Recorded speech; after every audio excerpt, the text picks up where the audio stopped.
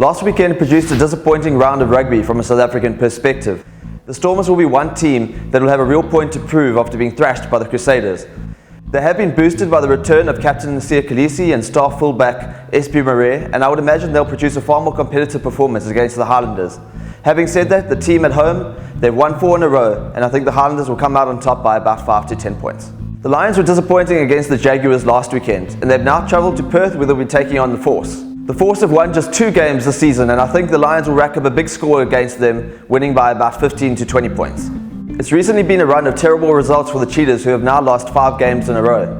Unfortunately for the Cheetahs, they will now be coming up against a Crusaders team that is unbeaten and who secured a big win over the Stormers last weekend. Unfortunately for the Cheetahs, I see another defeat coming their way by about 10 to 15 points.